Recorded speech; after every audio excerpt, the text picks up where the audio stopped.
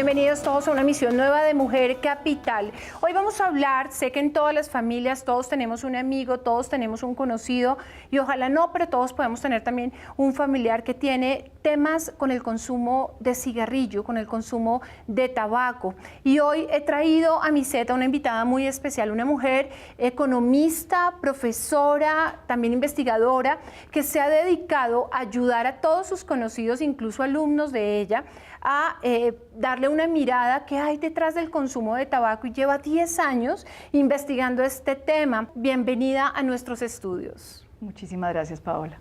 Bueno, ¿cómo arranca todo este tema? Usted ha empoderado este tema de la prevención del consumo de tabaco. Arrancó inspirada por sus alumnos, por algunos de sus alumnos, también cuestionándose un poco porque se había dado un cambio tan brusco en la generación entre la que usted fue estudiante y ahora que es profesora, que la ha llevado a usted a investigar este tema a profundidad y a mirar cómo una ciudad ha evolucionado en el consumo, pero también usted nos ha querido aportar a través de sus investigaciones cómo también podemos reversar un poco esto en temas de salud pública. Usted es salubrista pública. Sí, yo empecé como economista y por 10 años trabajé como una economista pura y dura, sí. Pero con el tiempo me interesé por los temas de salud y hice una maestría en salud pública en la Universidad de Londres y de ahí hace 10 años que quedé enganchada en el tema y no lo he dejado. Y sobre todo pues el tema de control de tabaco ha sido pues uno de mis grandes intereses precisamente por lo que tú cuentas. La realidad de mis estudiantes, verlos fumando mucho más de lo que yo recordaba de lo que había sido mi época universitaria. Muy bien. ¿Cómo arranca eso? Usted actualmente está trabajando para 2 fundaciones. Sí, yo soy la directora de investigación de la Fundación ANASH sí. y trabajo como investigadora también en la Fundación Salutia. Ambas son organizaciones que trabajan en creación de conocimiento para ayudar a que las políticas de salud pública sean cada vez mejores y realmente ayuden a promover el bienestar de todos nosotros. Me interesa muchísimo ambas porque usted es una promotora de la prevención del consumo de tabaco y con la otra fundación usted acaba de sacar un documento en el cual habla sobre todo el tema de las enfermedades del corazón, de las enfermedades coronarias, pero arranquemos por el tema primero del tabaco. ¿Qué fue lo que hizo que usted un día tomara la decisión de armar un grupo espontáneamente con unos amigos y comenzar a investigar el tema? Esa realidad que veía yo al entrar a la universidad y ver cómo les repartían a los muchachos cajetillas de 6 cigarrillos como si fueran dulces. Y yo una vez le pregunté a un alumno, le dije, oye, cuéntame, ¿qué son esas cajetillas? Y porque veo que todos están con eso en la mano. Y me dice, no, profe, eso nos lo regalan y si se lo regalamos a nuestros amigos, nos dan más. Yo quedé impresionada y empecé a ver más y más y recuerdo mucho una alumna barranquillera que no podía estar en mi clase durante 3 horas, yo tenía un bloque de 3 horas y no podía estar las 3 horas sin salirse para ir a fumar, una niña que no tenía 20 años todavía. Y algún día se me acercó y me dijo, profe, estoy tan triste porque me voy a graduar, el sueño de mi vida es trabajar aquí en Bogotá, quiero quedarme trabajando en el sector financiero como economista y no puedo porque mi salud no me lo va a permitir y no he podido dejar el cigarrillo. Entonces, testimonios como ese sí. me sacudieron muchísimo y fueron los que me llevaron a comentarlo con otros colegas, incluso con estudiantes. Terminamos armando un grupo para promover que la universidad fuera verdaderamente libre de humo y así lo logramos y nuestra universidad era la Universidad Sergio Arboleda, fue una de las primeras que realmente logró hacer cumplir la reglamentación de espacios libres de humo a cabalidad, con todo el compromiso de las directivas, tengo que decir también, y fue un proceso pedagógico bien interesante, incluso nos llevó alguna vez a que nos llamaran de una cárcel a preguntarnos cómo podían implementar una política de espacios libres de humo ahí en la cárcel y nos fuimos ahí con otros 2 profesores a hacer una actividad pedagógica con los internos en la cárcel. Es decir, que usted arrancó primero generando espacios libres de humo en la Universidad Sergio Arboleda y después se fue a una cárcel a hacer un programa. Sí. ¿Se logró espacios libres de humo dentro de la cárcel? Pues la verdad no pude hacerle seguimiento después al tema. Yo espero que esa semillita haya germinado y haya prosperado. La experiencia que tenemos en general ha sido muy positiva después de 10 años de trabajo y tengo que decir que esto es un esfuerzo colectivo, en esto no estoy yo sola y al principio fue una inquietud personal, pero realmente fuimos formando grupo, formando comunidad y creo que eso es lo que ha sido fundamental para lograr lo que se ha logrado. En términos de tabaco, Colombia tiene muchas victorias ganadas, y Bogotá especialmente. Bogotá es la ciudad que sigue teniendo más fumadores, pero llegamos a tener 1.200.000 fumadores, la mayoría menores de 24 años. Es decir, recuérdame las cifras. En Bogotá, 1.2 millones de fumadores llegamos a tener hace una década, en 2009. Pero la mayoría en esa población que era la que me interpelaba a mí permanentemente, ¿no? Los universitarios. Pero hoy en día tenemos menos de 900.000 fumadores. Es decir, hemos logrado revertir la tendencia. Nos queda trabajo por hacer. Necesitamos todavía más acciones, más comprometidas, pero indudablemente esto no ha sido fruto de la casualidad. Esto es porque hemos tenido unas políticas públicas que han protegido a los niños, que han prevenido el inicio del consumo y que han ayudado a que personas que ya fumaban empiecen a dejar de fumar. Claro, yo lo entiendo. Usted me permite caer en cuenta de algo en este momento, y es muchas de las personas que están probablemente viendo este programa les podría ser útil saber cómo se previene el consumo de tabaco en los más jóvenes, en los adolescentes que están comenzando a salir a una fiesta, en los adolescentes o en los jóvenes que entran a la universidad y que de pronto no sé si hay algunos espacios que incitan al consumo de tabaco o no los hay. ¿Cómo se hace la prevención? La prevención tiene dos caras. La que siempre nos presentan, que es educación, el ambiente familiar, la presencia de los padres. E indudablemente todo eso es importante. Pero pedirle a los papás que hagan ese esfuerzo solos es, aparte de injusto, es imposible. Sí. Lo que sabemos hoy en día es que si no tenemos un entorno, un ambiente que nos rodea, que nos ayude a tomar las decisiones correctas para nuestra salud, va a ser muy difícil que solo a punta de educación y de buen ejemplo y de presencia de los padres sea posible que los muchachos pospongan por lo menos la edad de inicio o decidan nunca iniciar con el cigarrillo.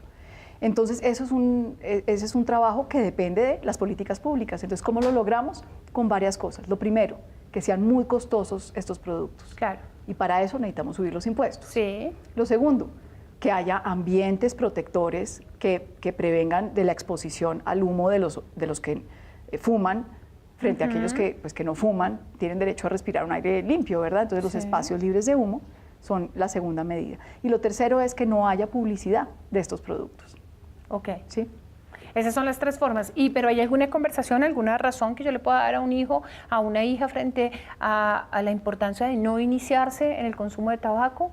Pues depende de la edad. Yo creo que primero como padre uno lo que debería hacer es estar muy atento y pasar tiempo de calidad con los hijos y estar presente en los momentos en que esas conversaciones y esas preguntas surjan de manera natural.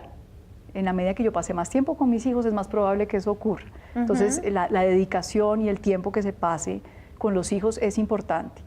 Tener una actitud de escucha, no estar permanentemente preguntándoles tampoco por estos temas de consumo, porque termina a veces incluso uno sembrándoles ideas cuando no las han tenido. Ya. Y lo otro, uno como padre debe tener una información muy clara. Por ejemplo, hoy en día cada vez nos están llamando más padres de familia y colegios para hablar de los nuevos productos de tabaco, todos estos cigarrillos electrónicos, todos estos dispositivos de vapeo y el tabaco calentado, que son como las nuevas formas en las que ha evolucionado los productos del mercado de productos de tabaco. ¿Eso es igual de tóxico?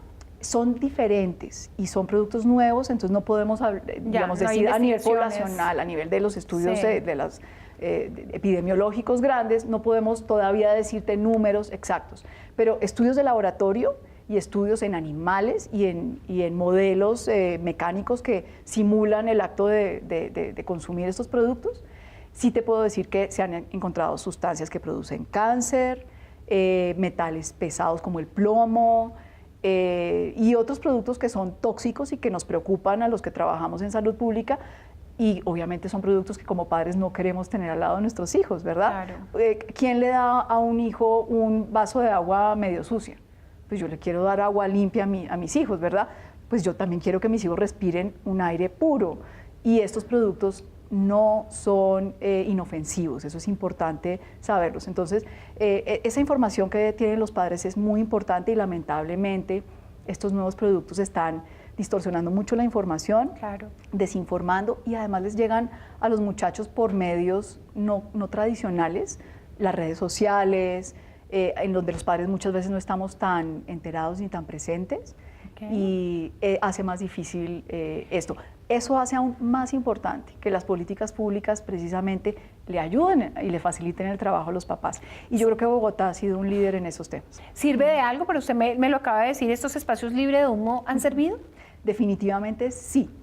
Lo que te puedo decir es que si uno compara y tenemos, digamos, buenas mediciones antes y después de las políticas de espacios libres de humo, 2008 frente a 2013, uno ve una tendencia en los números de fumadores y en la edad de inicio, que esos son dos indicadores importantes, en donde uno ve realmente que con la medida de espacios libres de humo y la medida de prohibición a la publicidad, promoción y patrocinio que se tomaron en esa época justamente, definitivamente logramos avances importantes. Pero lo que más se avanzó fue cuando se subieron los impuestos en el 2016, con la última reforma tributaria, la reforma del 2016. Ahí triplicamos el impuesto a nivel nacional, y tengo que decir que Bogotá fue la ciudad que más se benefició, porque es la ciudad donde la implementación de la medida del impuesto se dio mejor, porque hay más control del contrabando. Entonces, y Bogotá es líder en eso, ¿no? Bogotá es líder en eso. Realmente nosotros hicimos mediciones de contrabando de cigarrillos en 5 ciudades, y la ciudad que más problemas tiene de contrabando es Cúcuta, que tiene casi un 40% de penetración, es decir, sí, de 10 cigarrillos que tú te encuentras en manos de los fumadores, 4 son de contrabando. Sí. En cambio, en Bogotá apenas es un 2%. Claro. Es mínimo la presencia de contrabando en manos de los fumadores. Eso es muy importante porque ayuda a que el impacto del impuesto lo sienta mucho más el consumidor, claro, porque los precios son más caros en todos los productos. Muy bien. A propósito de esto y como una evolución de sus propias investigaciones, porque usted está dedicada y apasionada a la investigación, es muy reciente la publicación que ha hecho sobre este tema de las enfermedades coronarias en nuestro país. ¿Cuáles fueron sus principales hallazgos? Pues mira, una de las cosas que son retadoras a la hora de hablar de enfermedades crónicas, como las enfermedades del corazón, como los cánceres, es que como que no somos muy conscientes de por qué están ahí. Nos habituamos, sabemos que todo el mundo, muy probablemente la mayoría de la gente que nos rodea va a contraer algún tipo de enfermedades relacionadas con estos temas, o conocemos a alguien que ha tenido un problema de deficiencia respiratoria, quien no ha tenido de pronto un tío, un hermano, un abuelo que tiene que andar con un tanque de oxígeno, sí, para su vida diaria, o de pronto hemos tenido un pariente que ha sufrido un infarto o lo que llamamos comúnmente un derrame, que en términos técnicos le decimos accidente cerebrovascular. Sí. Y sabemos que eso es muy incapacitante, sabemos que es muy doloroso, pero no lo asociamos con las causas. El tabaquismo es la principal causa de todas estas enfermedades, o sea, es un factor de riesgo que está presente en la vida de muchos de los que desarrollan estas enfermedades. Hay otras cosas que también nos favorecen el surgimiento de estos problemas de salud, pero el tabaquismo es muy importante. Una cosa que también perdemos de vista cuando hablamos del tema de cardiovasculares es que lo percibimos como una cosa individual, sí, y no nos damos cuenta que a nivel colectivo realmente nos implica un costo que todos estamos pagando. ¿Cuánto vale un corazón roto en nuestro país? Entonces, un corazón roto es supremamente costoso. Los costos de una unidad de cuidado intensivo diarios son del orden de millones de pesos. Y si lo sumamos, por ejemplo, solamente las cardiovasculares causadas por tabaquismo nos valen 1.4 billones de pesos al año, ¿sí? Y eso lo pagamos todos. Todos lo pagamos porque el sistema de aseguramiento que nosotros tenemos, todos contribuimos para pagar los eventos en salud que tenemos que costear cada vez que vamos a un hospital, cada vez que consultamos a un médico. De mi platica, sale de nuestro bolsillo. Estamos pagando los tratamientos de recuperación de enfermedades, sí, algunas de ellas que se originaron en un consumo excesivo de tabaco. Sí, y ya hablando en términos más generales, si no hacemos nada para prevenir las cardiovasculares, nuestro sistema de salud va a costar 10 veces más de lo que nos cuesta hoy en día. Y esa plata la tenemos que sacar de nuestras contribuciones. Claro, de nuestro bolsillo. Sí. ¿Qué otro hallazgo importante tuvo usted en esta investigación? Lo otro que también es claro es que ver cuánto cuesta cada paciente. Y un paciente cardiovascular le cuesta al sistema 10 veces más que un paciente sano. Claro. Un paciente que tiene accidente cerebrovascular, lo que llamamos derrames en el lenguaje coloquial, le cuesta hasta 16 veces más al sistema. Sí. Esos son como las diferencias de costos que tenemos que tener muy claros. Entonces, ¿qué es lo que debemos hacer? Pues obviamente, cuanto más tarde se presente esto en la vida de cada persona, o cuanto más podamos evitar que suframos de este tipo de problemas, pues nos va mejor, porque vamos a tener un sistema de salud menos agobiado por esa carga financiera enorme. Y todos sabemos que el problema de financiar el sistema de salud es un problema enorme, siempre va a hacer falta dinero. Entonces, cuanto más podamos oxigenarlo por el lado de la prevención, es más importante. Aquí lo importante también es entonces que haya voluntad política para tomarse en serio la prevención y entender que la prevención no es solamente decirle a los papás eduquen a sus hijos o a los colegios, enseñemos a los niños a tomar decisiones saludables, sino ayudémonos todos y creemos esos entornos que nos ayuden a tomar esas decisiones más sanas. Bueno, igual tenemos una ventaja inmensa y es que en Bogotá también se promueve muchísimo el salir, el dejar a un lado el sedentarismo. Tenemos una ciudad que nos ofrece un montón de espacios recreativos, de deporte, una vida saludable. Se deben continuar, todas estas políticas ayudan a evitar el consumo de tabaco. Indudablemente, y no solamente el consumo de tabaco, en realidad promueven una vida más sana. En la medida en que la gente tenga menos obstáculos para tomar la decisión de caminar más tiempo al día, en la medida en que los niños desarrollen una cultura una cultura no sedentaria porque tienen acceso a un parque que es seguro, en donde tienen posibilidad de disfrutar un espacio diseñado de manera apropiada para ellos. Todas estas cosas generan cambios culturales que son muy importantes. Cuando yo era una niña creciendo en Bogotá, salir al parque, estoy hablando de los años 70, pues era un absurdo. O sea, era impensable que mi mamá nos diera permiso de salir a jugar al parque. Es más, había creo que un par de troncos caídos y con un riesgo de caerse y de lesionarse, en fin, y no eran sitios agradables. Eso cambió y a veces se nos olvida un poco cómo la ciudad ha cambiado su paisaje de manera tan importante y son lugares que nos invitan a pasar tiempo en familia, a disfrutar la naturaleza. Todas esas cosas nos mueven a vivir la vida de manera distinta y el tema de actividad física indudablemente ahí se ve beneficiado. Pues yo conozco muchos amigos que han dejado el cigarrillo precisamente porque decidieron comenzar una práctica con la bicicleta. Muchas de las personas que empiezan a practicar, que está tan de moda trotar, que está tan de moda los triatlones, que están tan de moda, eso realmente también debe estar ayudando a la prevención del consumo de tabaco, porque el consumo de tabaco sí afecta el rendimiento de una persona cuando está en ese tipo de prácticas. Indudablemente. Son cosas que se refuerzan mutuamente, es decir, una persona que tiene un estilo de vida más sano probablemente no va a tomar la decisión de fumar y al revés. El fumar me impide a veces adoptar comportamientos saludables. Entonces, un fumador se fatiga más claro, fácilmente.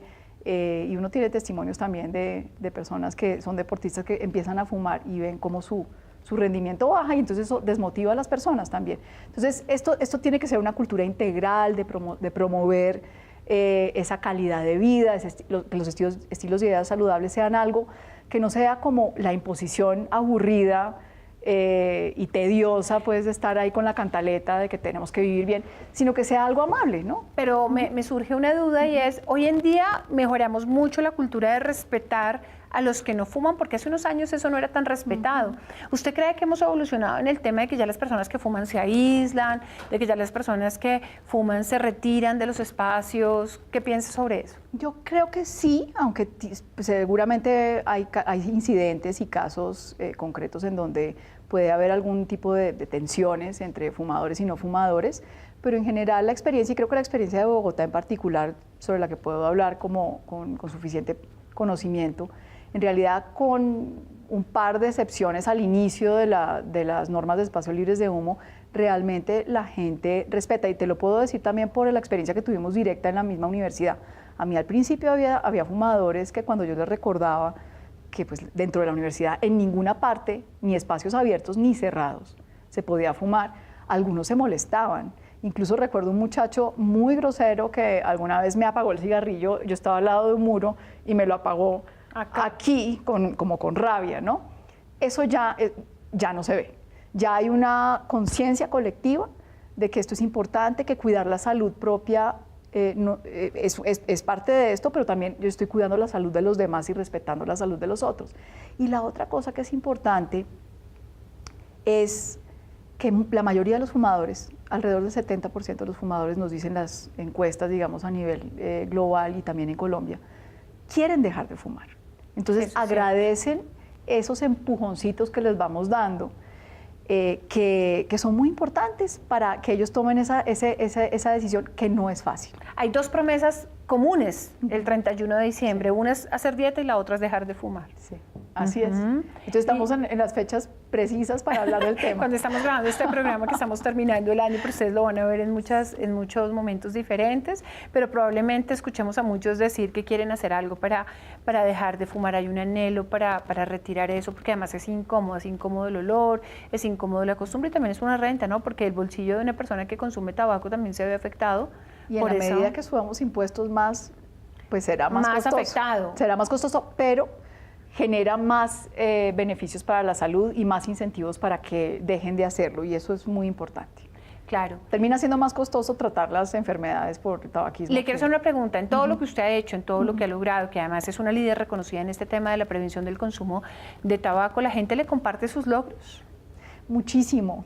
De hecho, tengo muchísimos testimonios que realmente a mí me inspiran todos los días para seguir trabajando. De estudiantes que a veces espontáneamente los he dejado de ver por muchos años y me dicen, profe, estas cosas que discutíamos en clase o este proyecto de investigación en donde yo pude colaborar me impulsó a dejar de fumar y estoy intentándolo en este momento. O una secretaria de la universidad que me dice, ¿sabe qué? Yo les agradezco tanto a los del grupo que promovió el tema de espacios libres de humo, porque yo no era capaz de decirle a mi jefe que no me fumara en la oficina. Ya. Son esas cosas, esas pequeñas cosas que lo animan a uno todos los días. Y a veces hay cosas que nunca nos enteraremos, pero recuerdo cuando estábamos haciendo el trabajo de campo con el estudio de contrabando, una de las personas que entrevistamos, porque parábamos a los fumadores en la calle para que nos mostraran las cajetillas que tenían y nos contaran cuánto habían pagado por ellas, dónde lo habían pagado. Y recuerdo haber entrevistado a un muchacho que no debería tener más de 20 años, un albañil, cubierto de polvo de la punta del pelo a la punta del pie, las pestañas llenas de polvo, sí, con medio paquete en la mano. Me decía, dígame qué hago. Yo empecé a fumar esto a los 10 años y yo no sabía en qué trampa me estaba metiendo. Tengo un hijo, tengo un bebé y quiero estar vivo para cuando mi bebé crezca. Y no he podido dejar esto. Bueno, pues muchísimas gracias, doctora Llorente, por todo lo que usted ha hecho, por todo lo que usted ha liderado, porque se necesitan más personas como usted que se dediquen a investigar todo lo que hay detrás de estos comportamientos, que trabajen por la salud pública, porque en este caso tenemos que decir que fueron algunas de las medidas que se tomaron desde las políticas de salud pública que han ayudado a que nosotros seamos mucho más conscientes de las consecuencias del consumo de tabaco. Una bogotana, pila, juiciosa, profesora, economista, apasionada de la salud pública, que está promoviendo que cada vez se den más espacios libres de humo y que de esta manera también mejoremos las finanzas de nuestro país, porque no es justo que se inviertan tantos millones de pesos en reparar los daños que muchas veces ocasiona el tabaco. Gracias por habernos acompañado en Canal Capital. Usted es una mujer de admirar. Nosotros más adelante nos veremos en otra emisión de nuestro programa. Hasta entonces.